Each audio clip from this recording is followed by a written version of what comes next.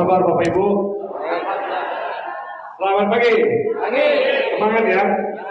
Kan di hari Minggu ya. Baik, terima kasih Pak Asril. Pak Asril ini teman saya kalau kasih penguatan moderasi beragama di seluruh kabupaten kota. Kita pindah keliling Bu. Kadang-kadang tidak kenal waktu lagi, tinggalkan keluarga. Mudah-mudahan Pak Asril nggak cari keluarga di sini ya.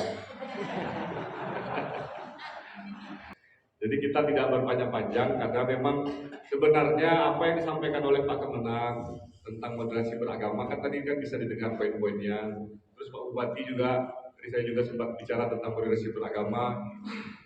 Intinya sudah masuk semuanya.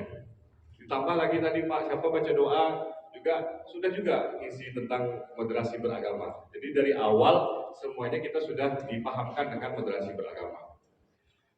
Saya ingin menjelaskan bahwa moderasi beragama ini bukan hal yang baru. Jadi jangan berpikir, tadi ada yang kurang setuju tadi ya, tak perlu Pak ya, siapa tadi? Ya, tak perlu katanya. Tak penting. Ya. Memang penting atau tidak penting itu tergantung kita melihatnya gimana. Kalau misalnya kebetulan kita sehari-hari ke kantor, pulang pergi, nggak ada urusannya, ngapain moderasi beragama, gitu ya? Jadi ketika pentingnya ini, ketika kita berbicara secara global kita di NKRI ini, kita lihat di sudut sana ada gesekan-gesekan, di sudut sana lagi ada konflik, di sana lagi ada konflik suku, di sana lagi ada konflik agama, di sana lagi ada orang aku nggak mau nikahin anak aku sama orang Minang misalnya, macam-macam. Jadi kalau misalnya kita melihatnya dari perspektif yang kita tiap hari pergi ke masjid, pergi ke kantor, ya nggak perlu moderasi beragama. Apalagi di lingkungan kita aman-aman saja kan, ya. Tapi ketika kita moderasi beragama ini adalah kita ingin dibuka bahwa wawasan berpikir kita, cara pandang kita, perspektif kita, bahwa kita ini bukan hanya pergi pulang kantor saja, tapi kita banyak yang mesti kita lakukan demi kebersamaan kita dalam satu bangsa ini. Nah, udah mulai ada pentingnya moderasi beragama. Mulai ya? Ya, mulai. Contohnya saja di Inhil ini. Tadi Pak Bupati bilang Inhil ini kabupaten yang cukup banyak sukunya. Saya dulu kenalnya, tahunya Inhil ini kalau tidak Melayu, Bugis, Banjar ya. Ada lagi? Jawa rupanya ada juga. Minang ada juga. Medan, Batak ada. Nah, ini kalau dalam kehidupan sehari-hari ya kalau misalnya dia ketemu sama Bugis ya biasa saja. Tapi kalau misalnya Bugis sama Banjar, ternyata ada konflik sampai nanti aku nggak mau nikahin anakku, macam-macam kan. Nah ini kan cara berpikir kita, cara pandang kita harus dimoderasikan. Nah, jadi sebenarnya tergantung kita melihatnya dari sisi mana, penting atau tidak moderasi beragama ini. Kalau misalnya sudut pandang kita hanya sebatas yang remeh-temeh saja, ibu-ibu kerjanya masak, anak nasi, buat sambal, buat gulai itu saja ya nggak perlu moderasi beragama. Ya. Tapi nanti ketika Bapak Ibu sudah memahami arti moderasi beragama ini, ternyata perlu sampai ke hal-hal yang remeh-temeh. Nanti kita mudah-mudahan sampai kepada tujuan goal kita itu. Kemudian yang kita pahami lagi tentang moderasi beragama. Yang dimoderasi itu bukan Islamnya, bukan agamanya. Bukan agamanya yang dimoderasi. Agama itu sudah moderat. Yang dimoderasi itu beragamanya. Artinya pikiran kita, niat kita, perilaku kita, cara kita beragama ini yang mesti dimoderasi. Jadi ini bukan pendangkalan Islam, bukan pendangkalan akidah Islam, bukan merendahkan Islam, tetapi yang kita fokuskan objeknya bagaimana kita beragama. Bagaimana kita bersosialisasi dengan masyarakat. Jadi sekali-kali jangan berpikir yang dimoderasi itu agamanya. Dalam konteks Islam yang dimoderasi Islamnya, karena Islam itu sudah moderat. Sudah moderat Islam itu. Tapi kita yang belum paham karena cara beragama yang keliru, kita nggak paham bahwa Islam itu moderat. Jadi yang dimoderasi itu adalah beragamanya. Kedua apa ya? Udah mulai ya, buka mudah-mudahan. Udah mulai itu buka ya? Ya, tadi awalnya nggak penting, apa ini? Ini jangan-jangan pilkada bupati atau apa? Kan? Menghadapi 2024. Jadi saya ingin menyampaikan, saya dulu awalnya seperti Bapak Ibu juga, moderasi ini lanjutan Islam Nusantara, Islam ini liberalisasi, ini sekularisasi. Saya tidak dulu memahaminya begitu. Begitu saya baca bukunya, ternyata banyak buku-buku yang referensi dari Arab. Ada judul bukunya Al-Wasatiyah fil Islam. Ya, moderasi di dalam Islam. Itu bagus sekali bukunya. Dan saya cocokkan dengan bukunya Moderasi Beragama Menteri Agama ini. Ada kesesuaian. Ada hal yang saya setujui, ada yang tidak saya setujui. Jadi moderasi beragama ini harus kita jelaskan bagaimana letak posisinya, supaya kita nanti jangan salah langkah dan jangan gampang suudzon. Ya, jangan gampang suudzon, karena kita belum tahu. Terus yang berikutnya, Bapak Ibu sekalian, ternyata di dalam Al-Quran sendiri itu kan ada tentang moderasi. Wa kadzalika ja'alnakum ummatan wasatan litakunu syuhada 'alan nasi wa yakuna rasulu 'alaikum syahida wa ma ja'alnal qiblatan allati kunta 'alaiha illa lina'lama may yattabi'ur rasula mimman yanqalibu 'ala aqibai wa may.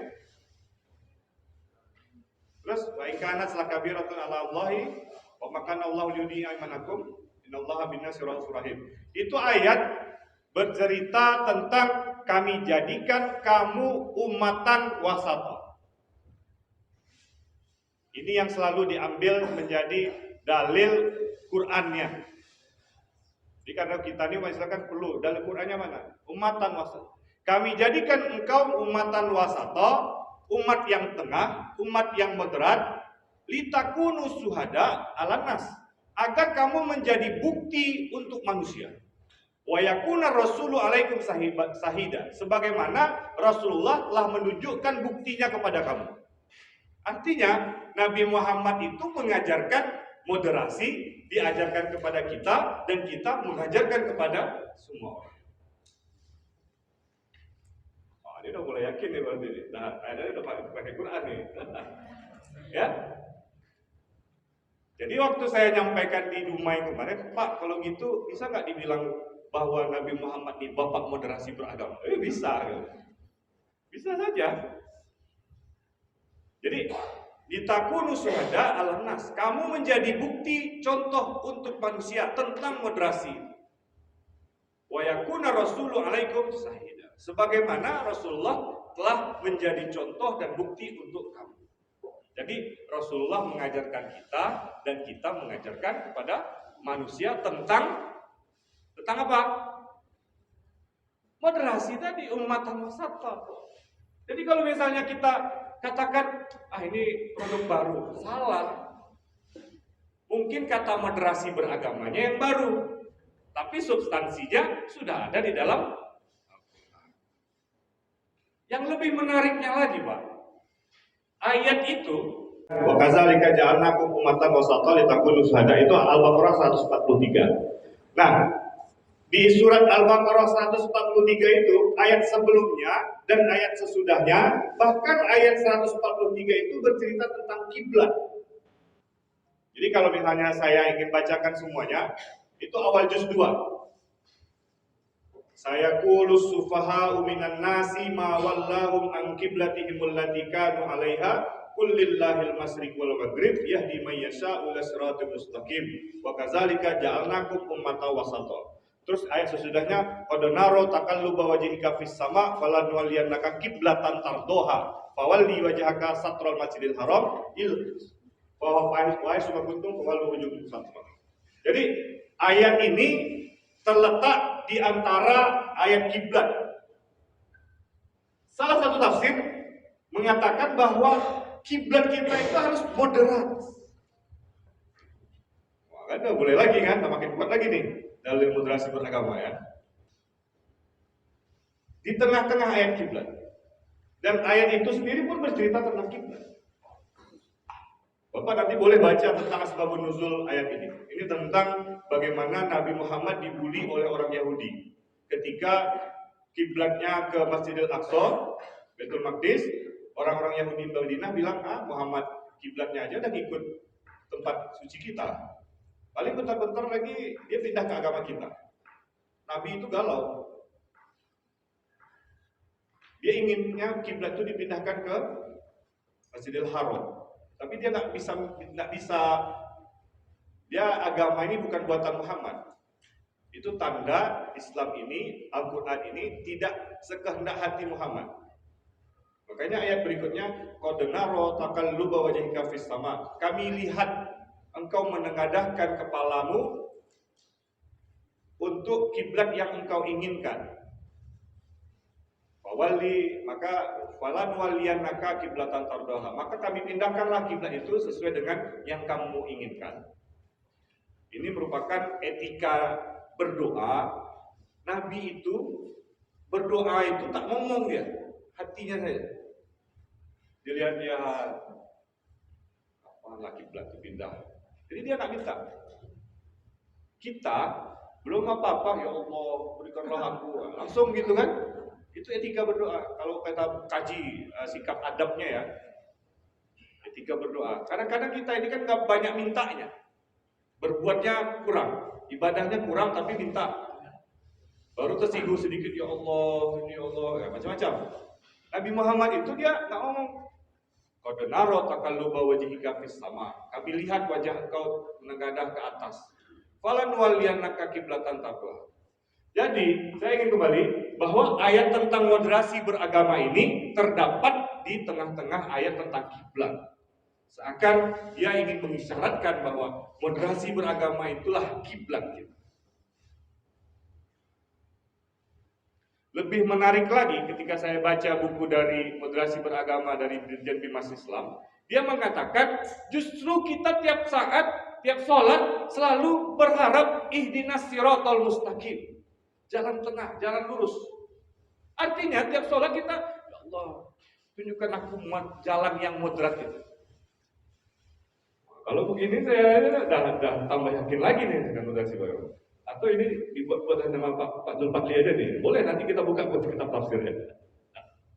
Tentang moderasi beragama, ihdinas siratal mustaqim. Karena memang nanti di pembahasannya moderasi beragama itu tidak ekstrem kanan dan tidak ekstrem kiri, dia di tengah. Baik itu posisinya di tengah atau memang dia di tengah, senantiasa di tengah sesuai dengan kondisi dan posisinya. Nah, gitu. Oleh sebab itu, kalau kita lihat bagaimana moderasi beragama itu berjalan, ya, makanya program ini harus diinstal. Khususnya kepada penyuluh-penyuluh agama ini supaya menginstal moderasi beragama ini. Karena bapak-bapak ibulah yang akan bertemu berhadapan langsung dengan masyarakat. Kalau masyarakat belum moderat dalam beragama, belum moderasi dalam beragama, ya itu akan menimbulkan nanti dampaknya ke belakang, gampang terpancing amarah, gampang mendiskreditkan orang, tidak menerima perbedaan dan sebagainya. Nah, ini kita yang mesti kita install. Coba slide sesudahnya, Bu.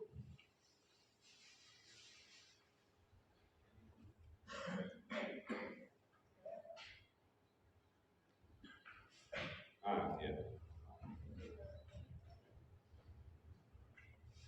Moderasi beragama ini pernah di KTT-kan, konferensi tingkat tinggi ulama-ulama dunia, dilaksanakan tahun 2018 di Bogor, tanggal 3 bulan 5. Jadi ini merupakan sudah wacana dunia, Pak, wacana internasional, bukan wacana yang sifatnya nasional atau lokal wilayah saja, tapi ini sudah wacana yang bersifat internasional. Sekarang dunia Islam itu, coba Bapak lihat, di Arab itu yang aman negaranya yang mana? Saya alhamdulillah 5 tahun dulu di Arab. di Mesir. Tahun 2098 sampai 2003 ada di Mesir. Waktu itu masih relatif aman.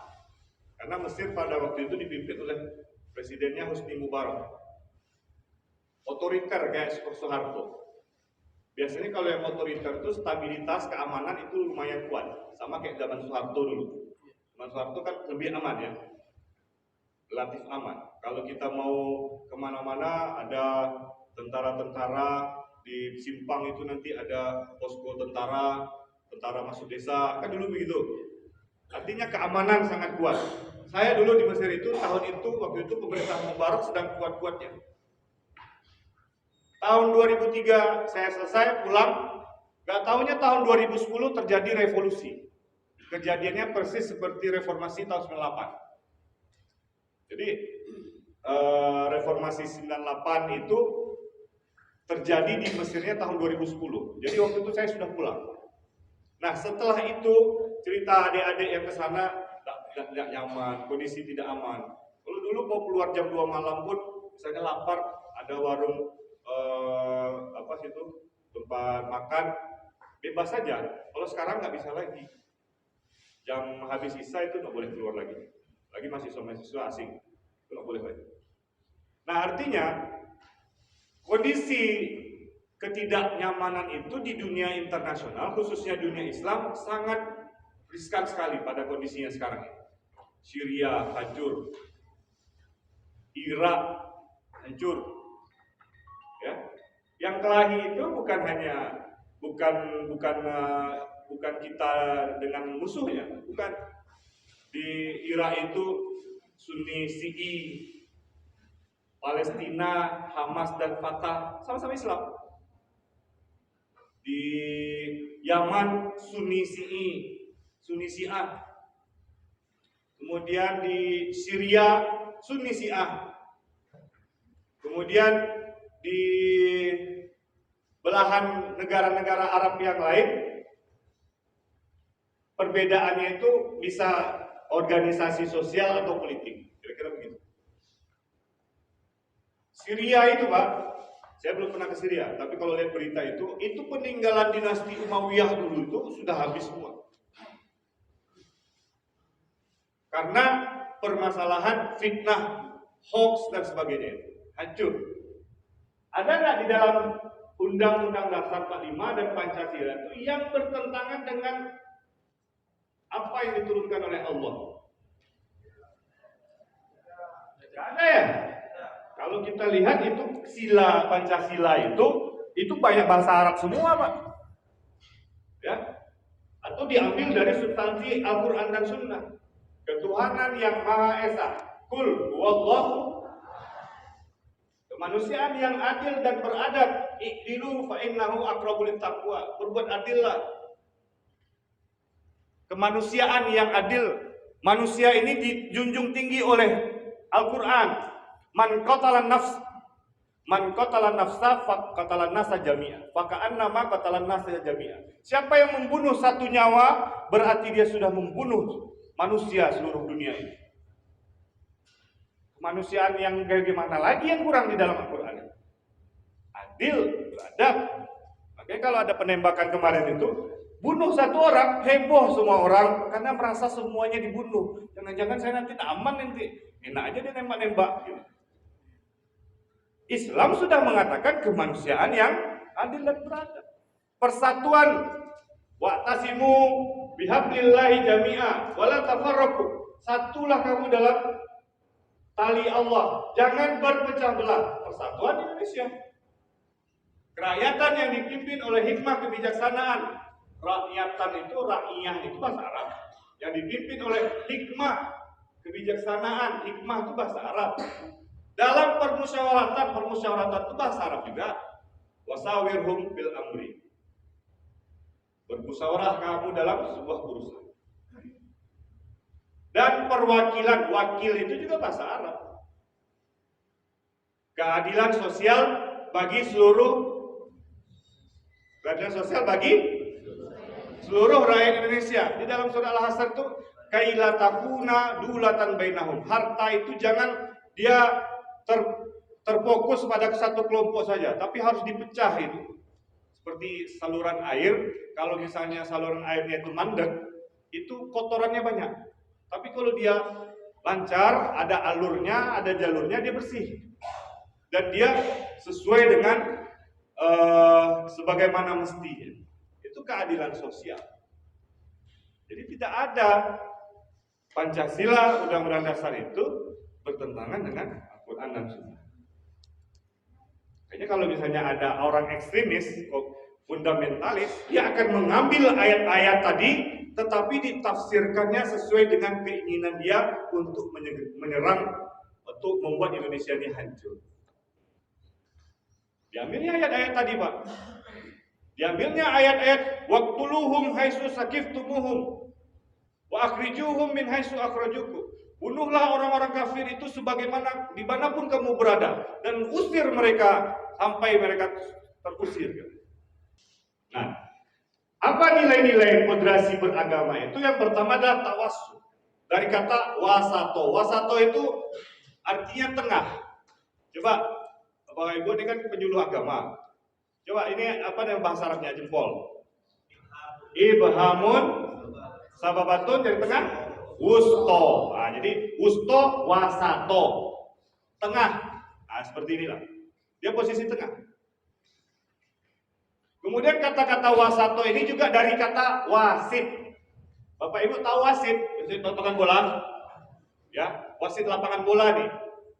Atau wasit poli. Kalau perspektifnya permainannya seperti poli, wasitnya di tengah. Tapi kalau perspektifnya wasit pemain bola, itu kemana bola, wasitnya berada di tengah terus. Kejarnya bola, dia di tengah terus. Artinya dia mantau, posisinya di tengah terus.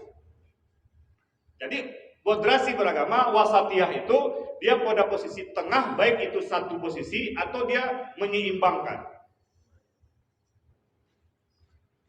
Itu kata-kata ummatan wasato. Apa aplikasinya dalam beragama? Nabi Muhammad itu pernah didatangi oleh 3 orang sahabat. Sahabat pertama dia bilang, orang ini bertiga, sahabat ini mau membanggakan beragamanya. Mana sih hebat beragama kami atau Nabi? Jadi sosok nantang lah kira-kira. Datangi Nabi. Yang sahabat pertama bilang, ana akumul lail wala ana. Saya ya Rasulullah tiap malam qiyamul lail terus, nggak tidur-tidur. Jadi sepanjang malam tuh qiyamul lail. Dia merasa dia hebat nih. Yang sahabat kedua bilang, ana asumun nahar. Saya berpuasa tiap hari, tak berbuka-buka. Tiap hari dia berpuasa, bukanya ya maghrib. Hari ini puasa, besok puasa, besok puasa. Gak pernah buka-buka. Artinya dia merasa dia udah hebat nih beragamanya.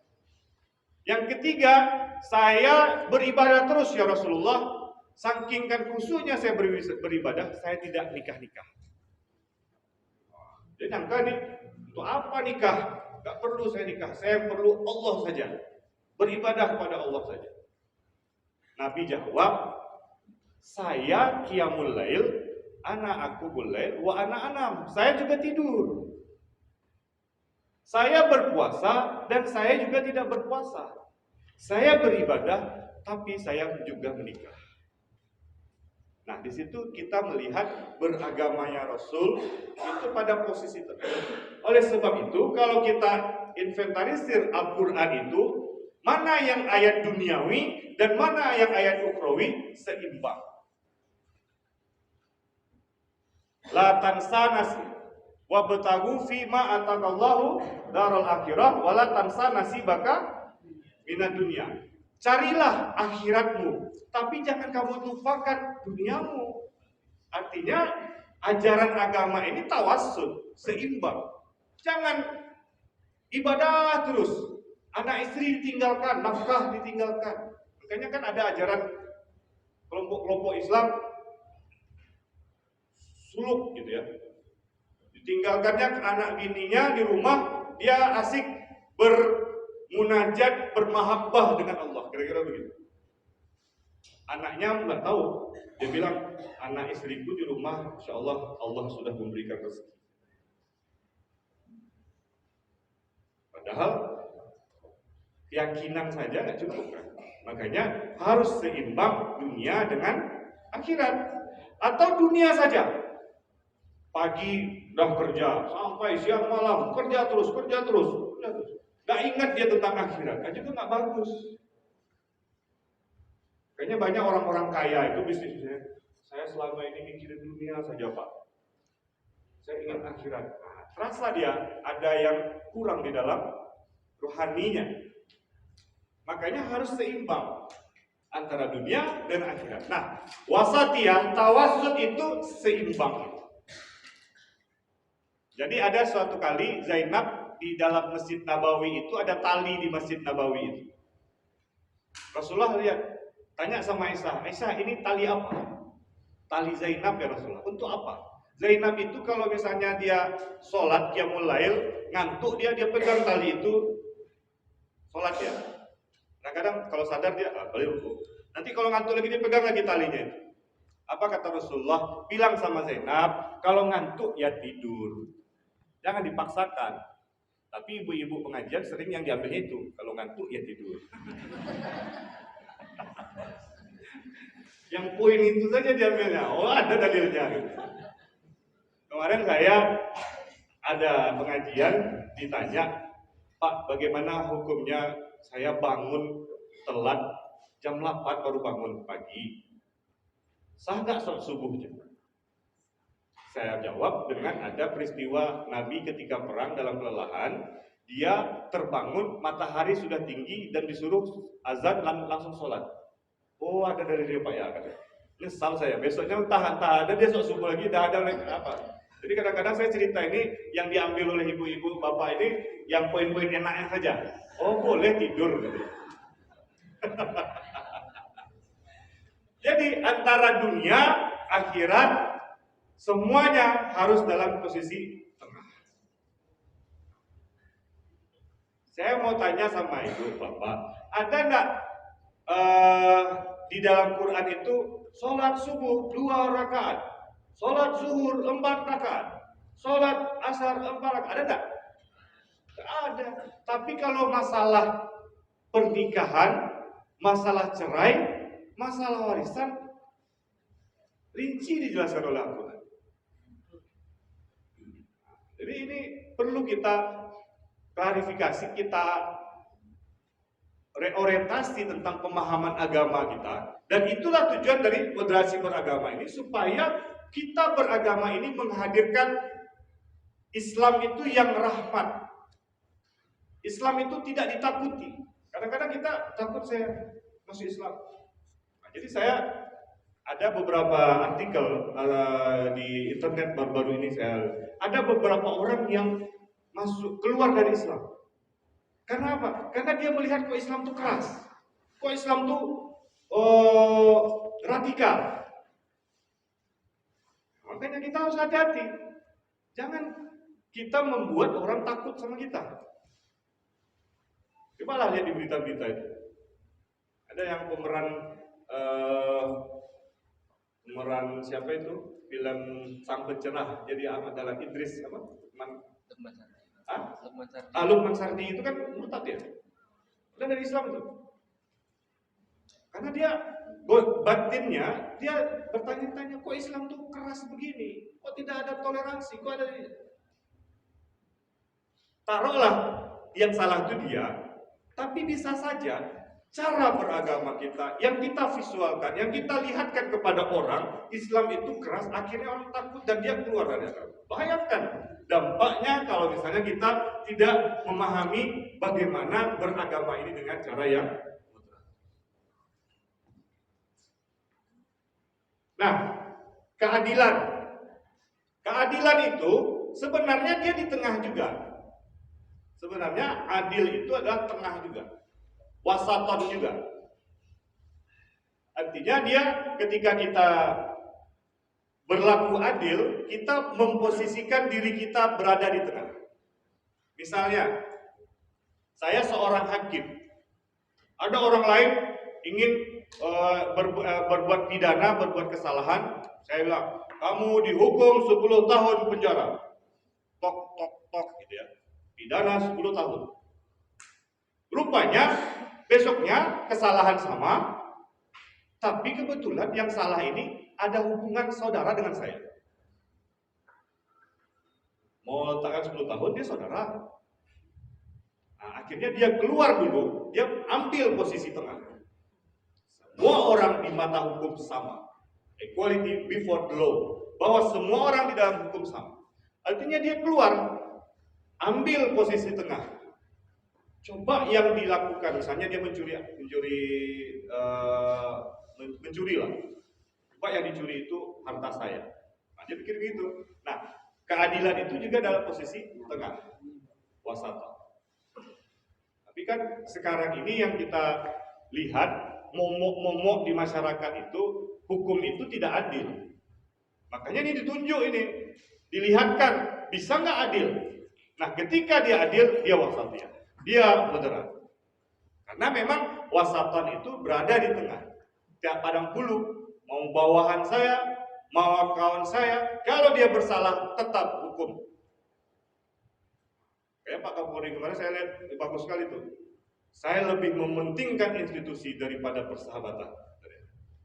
Artinya dia keluar, dia pada posisi tengah. Keadilan itu seperti itu. Dalam posisi tengah, dia posisikan dirinya tengah untuk bisa memutuskan dengan cara yang adil. Keadilan itu juga bisa diartikan membagi sama rata. Iklan ini begitu Pak, kami selama 8 hari itu, seminggu itu, ya kadang-kadang ada permainan. Tapi karena cuma beberapa jam ya kita rangkum semuanya yang penting-penting saja ya. Baik, kita tadi sampai mana Pak? Tasamuh ya? Tasamuh itu juga berada di tengah. Ya, tasamuh itu kita berada di tengah. Kita menghormati perbedaan, baik itu suku, agama, bahasa, budaya, kita menghormati budaya orang. Ketika kita menghormati, ya, bukan berarti kita meyakini kebenaran yang ada pada orang lain itu. Cocok nggak? Cocok nggak? Betul lah nih? Saya tanya nih dulu, katanya cocok ya. Saya ketika Idul Fitri, kebetulan saya bertetangga dengan orang Kristen.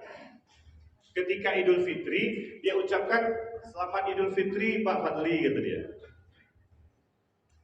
Saya pikir dia menghormati saya. Ya.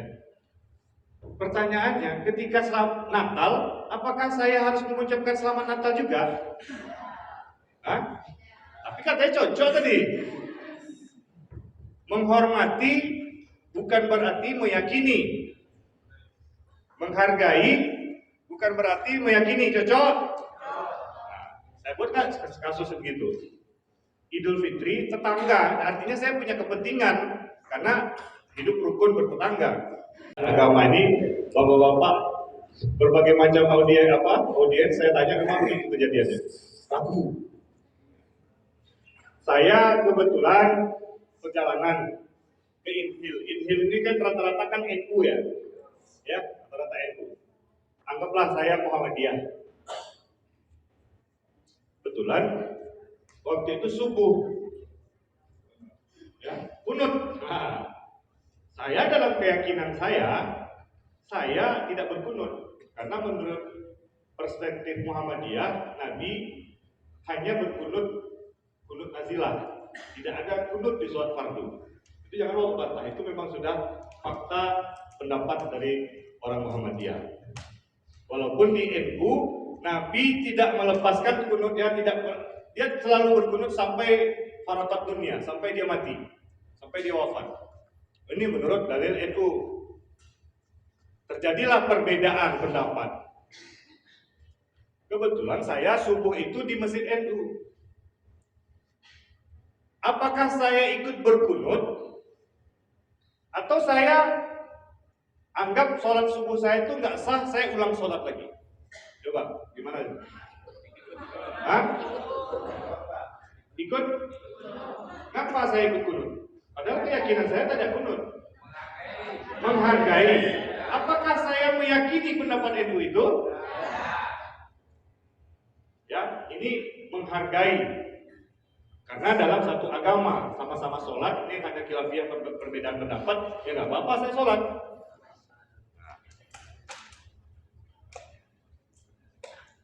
Tapi kalau ngucapin selamat Natal tadi gimana? Tetap nggak terima juga? Hah? Nggak terima juga? Kenapa? Yang nggak terima kenapa? Coba, ibu nggak terima. Kenapa ibu nggak terima? Bertentangan dengan keimanan. Di mana letak bertentangan keimanannya? Di mana letak bertentangan keimanannya? Hah? Lafaznya, selamat merayakan hari Natal. Di mana letak bergoyangnya akidah ini? Ya. Ini udah mulai panas nih nampaknya. Bentar lagi banting-banting kursi orang ini.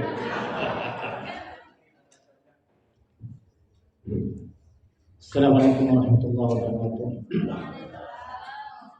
Terima kasih atas waktu yang diberikan kepada kami berhubungan atas HAM dalam moderasi beragama. Ini sangat cantik sekali namanya pembahasan hari ini disampaikan oleh Pak Dokter kita. Dalam Islam seperti kunut kita sama Muslim itu konteksnya Satu agama. Masih satu agama. ya satu agama. Itu apalagi sifatnya proyek Pak, ya kan. Namun dari segi agama lain seperti ucapan Natal.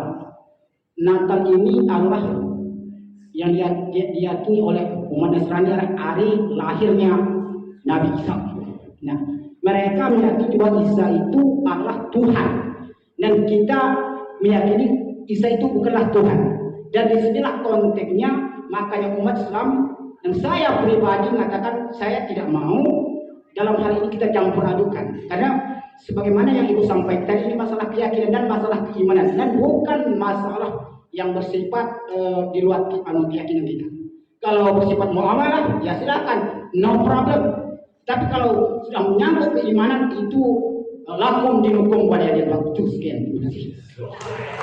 Allahu Akbar. Boleh kita terima. Ada yang berpendapat lain? Ya, silakan. Cek. Assalamualaikum warahmatullahi wabarakatuh. Saya berada di kelompok yang tidak menyetujui untuk mengucapkan Natal. Pertama karena ucapan Idul Fitri itu dalam rangka kita kan Idul Fitri artinya menang setelah kita berpuasa. Jadi wajar boleh karena kita setelah berpuasa kan wajar kita mengucapkan selamat suci. Selamat suci. Kemudian sementara Natal itu kan hari kelahiran Yesus. Natal itu kan hari kelahiran. Makanya dalam cerita anak-anak dulu Sinterklas itu kan identik dengan membagikan kado-kado menggunakan kuda keledai rusa bukan keledai, rusa. Jadi maka itu saya berpaham bahwa kita mengucapkan Natal kita ada indikasi di situ mengakui Yesus Kristus sebagai Tuhan. Karena dalam kepercayaan mereka Yesus Kristus adalah Tuhan. Sekian, terima kasih. Salam. Ya, hampir sama ya. Hampir sama dengan jawaban Bapak tadi. Coba ada lagi yang berbeda, Artinya yang jangan itu lagi, yang berbeda dengan yang tadi. Siapa yang berbeda? Silakan. Insya beda, Pak. Oh, beda ya. Kalau beda silakan. Kalau sama aja kita tidak paham. Kita ada paham. Terima kasih. Assalamualaikum warahmatullahi wabarakatuh.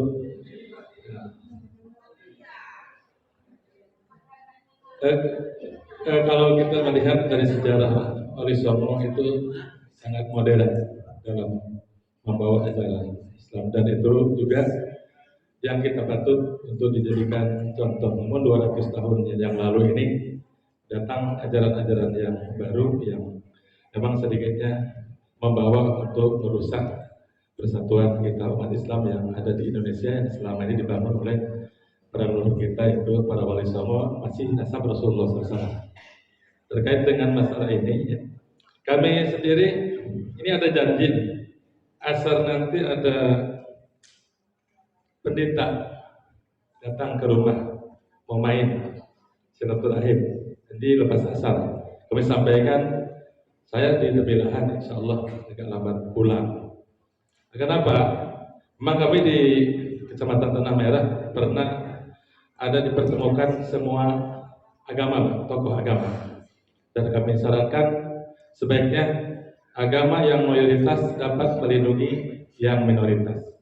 Kemudian daripada itu, persoalan tadi dihukumkan ucapan hari Natal. Kami tidak pernah mengucapkan kepada beliau-beliau ini, tapi ada cara bagaimana kita tetap juga bisa dekat dengan mereka. Artinya tidak mesti kita adanya meninggalkan mengucapkan hari Natal itu terjadi.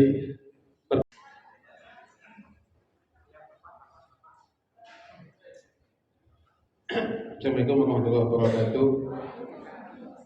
Memang saya agak berbeda pandangnya. Berbeda pandang itu kan boleh aja kan. Kita kan Indonesia kan. Boleh. Jadi begini Bapak Ibu ya. Saya tadi membolehkan.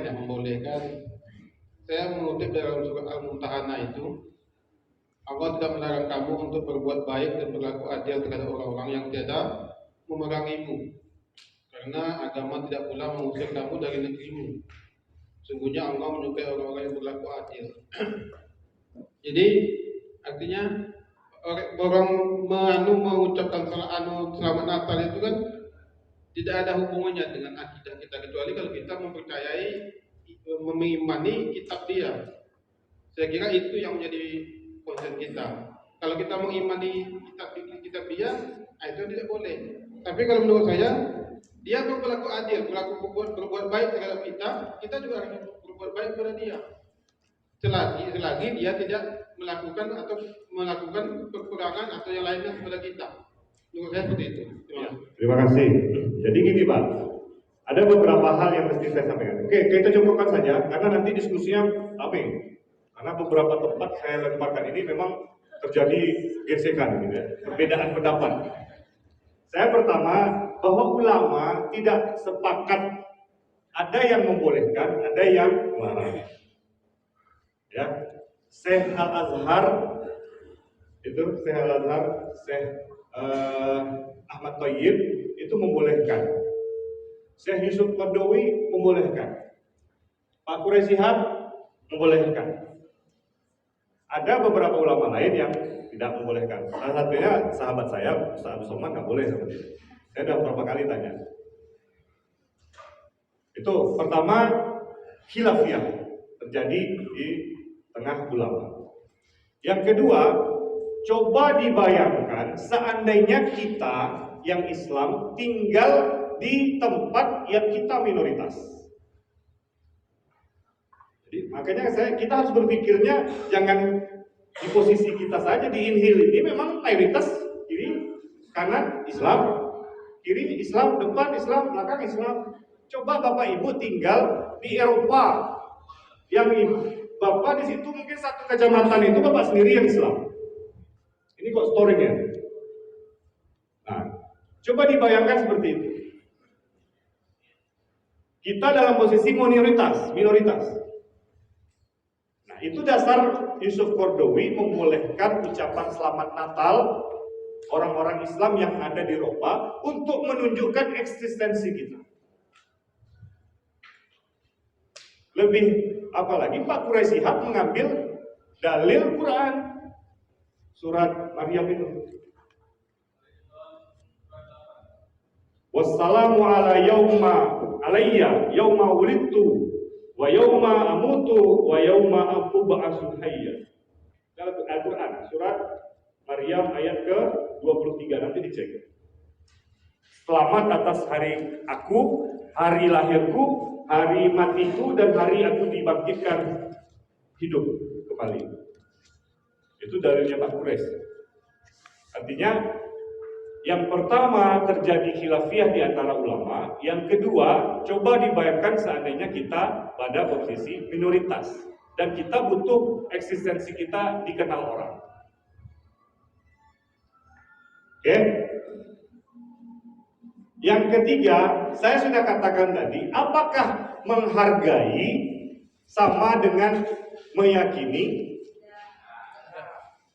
Tak Sama ya? Nah, berikutnya musyawarah. Musyawarah ini juga berada di tengah. Jangan pendapat kita saja. Saya ketua kelas kah itu, ketua masjid kah, suka hati saya. Tak bisa kita mendulukan ego kita tidak berada di tengah. Bagaimana posisi kita berada di tengah? Kita musyawarahkan sesama pengurus atau anggota yang lain. Ini kita Pak, masjid kita ini, betul saya ketua masjid ya. Masjid kita ini butuh AC karena orang jamaah itu kalau ada AC dia lebih rajin ke masjid karena sejuk. Kalau sekarang ini kan panas. Nah, kita buatlah AC Pak. Gimana caranya? Nah, dimusyawarahkan lah. Menurut pendapat saya Pak, pakai AC itu penting Pak. Kita harus usahakan ada AC. Satu lagi Pak, kalau misalnya pakai AC, listrik aja kita udah ngos-ngosan bayar. Pakai tambah AC lagi. Begitu tanyain pendapat semuanya. Dicarikanlah titik jalan tengahnya. Jadi musyawarah itu wasato juga, dia mencari titik tengah. Jadi kalau kita misalnya dalam sehari-harian, jangan ego kita aja, kita dengar dulu. Bahkan di dalam keluarga pun begitu juga. Ibu-ibu pasti marah kalau suaminya ego. Bapak ini apa kata bapak aja kan gitu kan. Bapak-bapak juga marah sama ibu. Ibunya kalau udah kata ibu itu ada yang apa lagi? Pasti harus itu kan. Artinya kita harus cari titik tengah musyawarah. Jadi moderasi beragama ini bukan hanya di negara ini saja, tetapi dalam kehidupan keluarga, kehidupan kita berkawan-kawan, kita harus moderasi juga. Makanya nanti bapak ibu-ibu masak suatu sambal, itu moderasi beragama juga. Ini garam banyak, udah banyak aja garam. Atau cabenya, banyak kan cabenya, bawangnya, banyak kan bawangnya. Akhirnya tak apa-apa rasanya. Makanan yang enak itu ternyata dengan moderasi juga. Makanya saya katakan tadi mungkin kita belum berpikir moderasi ini suatu hal yang penting. Ternyata kalau kita kaji-kaji terus sampai ke ibu masak pun ada moderasinya. Gitu ya. Kemudian al-islah. Islah itu perbaikan atau perdamaian. Kita cari yang damai saja. Islah itu kita cari yang baiknya bagaimana? Artinya kita harus mengaktualisasikan diri dengan perkembangan yang ada, mengarah ke yang lebih baik. Al-islah ilamah wal aslah, summal aslah, fal aslah. Jadi kita ini harus cari yang terbaik. Jangan pakai gaya-gaya yang tradisional saja. Nah, kita dalam beragama ini cari yang mengarah ke lebih baik. Harus ke arah yang lebih baik kita melangkah bagaimana beragama itu. Jadi tidak polos dengan hal-hal yang makanya masjid harus dilakukan perbaikan, perubahan, pengembangan, inovasi. Bapak Ibu sebagai penyuluh agama juga harus punya inovasi. Inovasi bagaimana menyampaikan pesan-pesan agama kepada masyarakat. Dulu kan monoton, sekarang mungkin dengan cara interaktif. Atau sekarang dengan media YouTube, media Instagram, media YouTube. Jangankan orang di Inhil, di Amerika aja bisa deh Bapak ceramah kalau di media YouTube. Tapi media YouTube-nya harus difilter juga, jangan dilepas saja. Karena kadang-kadang ada pembicaraan-pembicaraan yang internal tersampaikan keluar, akhirnya orang luar tersinggung. Artinya kita harus mengupgrade diri kita ini untuk arah yang lebih baik. Baik itu cara-caranya atau pemahaman kita tanpa kita meninggalkan hal-hal yang prinsip. Makanya Quran dan Sunnah itu kita jadikan landasan tempat berpijak. Boleh maju, boleh bergerak, tetapi tetap sesuai dengan Quran dan itu yang moderasi beragama itu. Muatonah artinya kebangsaan atau yang disebut dengan nasionalisme. kita ini negara Indonesia, sepakat ya kita nih bernegara ber-Indonesia? Sepakat nggak? Ada yang nggak sepakat nggak? Kalau ada yang nggak sepakat, saya laporkan ke FKPT sekarang. Mau menyebarkan apa, mendirikan negara sendiri, ya? Sepakat nggak kita di negara kesatuan Republik Indonesia? Sepakat. Kalau nggak sepakat, itu yang berbeda gitu. Artinya kecintaan kita kepada negara Indonesia ini, makanya kalau misalnya tahun 17 Agustusan kita merayakan itu karena ada rasa kebangsaan itu, ya, cinta tanah air. Kita harus berdiri di atas kaki sendiri dan sebagainya, itu merupakan wujud kebangsaan, muatonah. Nah, mana dalilnya tadi ayat wa kadzalika ja'alnakum ummatan wasata tadi, kiblat yang dipindah ke tanah kelahiran Nabi Muhammad SAW di Masjidil Haram. Artinya semua nilai-nilai ini diambil dari wa kadzalika ja'alnakum ummatan wasata. Gitu. Dapat dipahami ya? Saya silahkan Bapak Ibu ingin membahas atau bertanya, menyatakan tentang apa yang kita sampaikan tadi. Tujuannya sudah paham nggak maksud moderasi beragama ini? Silahkan, siapa yang mau bertanya? Hah? Kita udah mau tutup ya? Azan.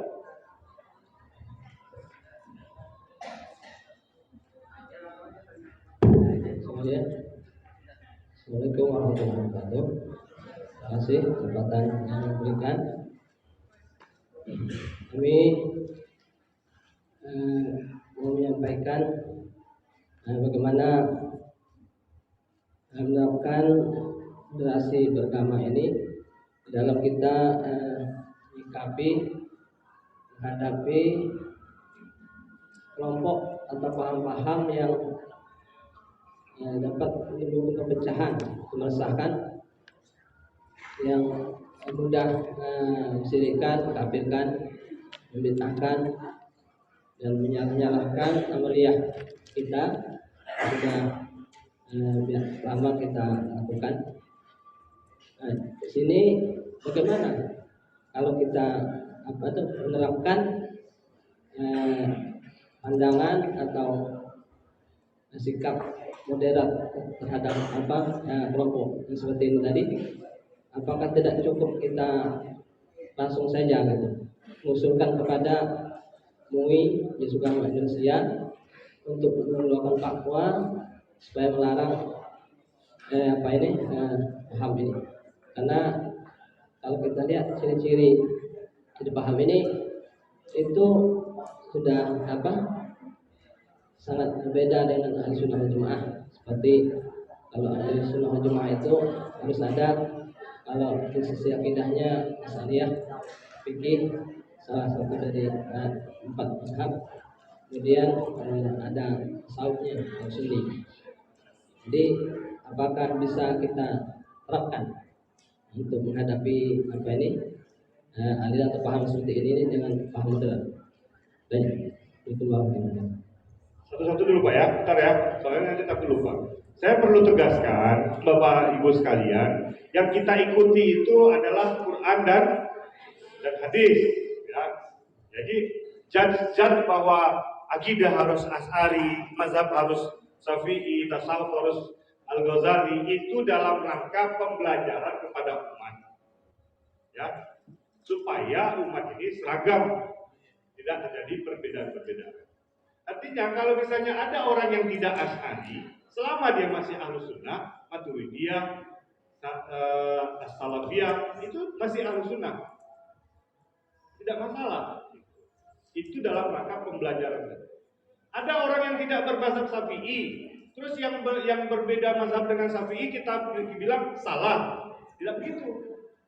Kenapa Syafi'i? Di Indonesia ini memang mayoritasnya Syafi'i.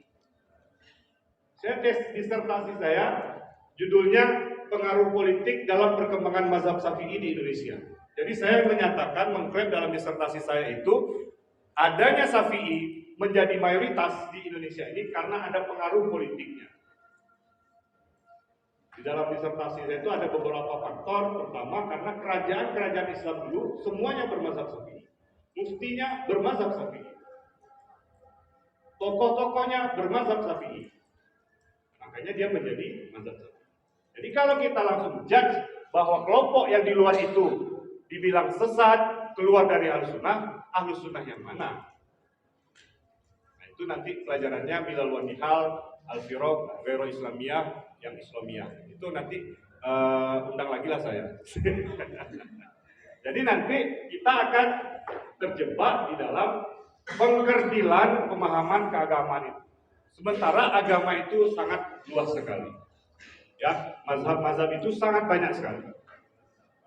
Supaya kita bisa memahaminya. Dan bukan ekstremisme lagi. Jadi apa? Rahmatan. Ya. Terima kasih. Mohon maaf. Habis. Mohon maaf Bapak Ibu sekalian. Mudah-mudahan semua yang kami ajarkan ini walaupun sebentar karena waktu, tapi hasilnya sama dengan 8 hari. Nah, kita ingin gitu.